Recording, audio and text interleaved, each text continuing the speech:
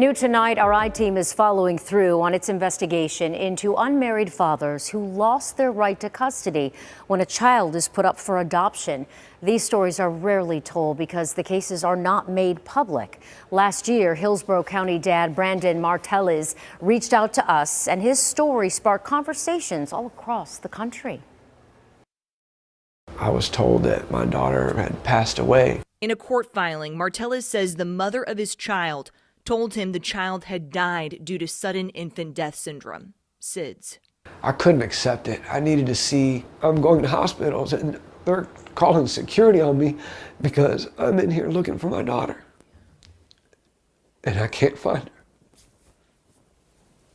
Then, nearly 3 weeks after their daughter was born, 2 texts.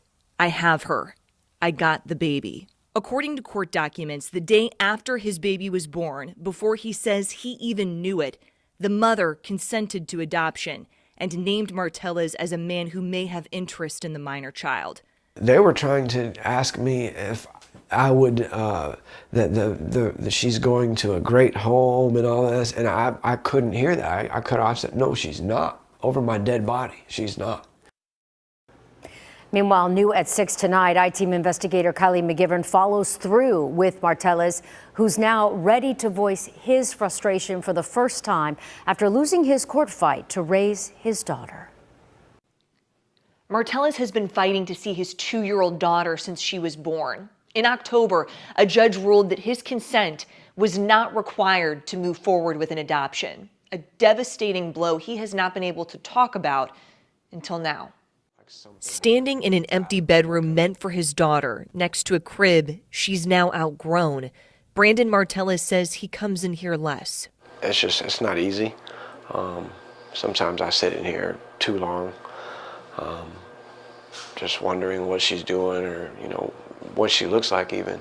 Items becoming clouded with dust, but his purpose, Marteliz says, is clear. These laws must be changed. Things must be changed. In the year since we first met Marteliz, he marked the uncertainty surrounding a fight for his baby girl with a permanent reminder. While we're told the adoptive parents changed her name, I named her. Her name is Amaya, and her birthday is January 10th, 2022. Nothing has put me through more pain than this, so. Pain after the court ruled against Marteliz, saying he did not provide any medical or financial support to his daughter since she was born. Marteliz says he wasn't given enough information to do that. When you had the realization that the time frame had run out on your appeal, what was that like? The emotion that was tied to realizing that that clock had run out? That was when reality set in. Like, this is not something designed for the fathers or the parents to win. This is designed it's a system. It's a business. I don't see how you can not need a biological father's consent. In December, an attorney representing the adoption agency in Marteliz's case, Heart of Adoptions, told the I-Team he was afforded every right he was entitled to under the law, and that the court simply reached a decision that Mr. Marteliz disagrees with. May it please the court, I'm Jeannie Tate. Jeannie Tate with Heart of Adoptions is a board-certified, longtime adoption attorney based in Tampa.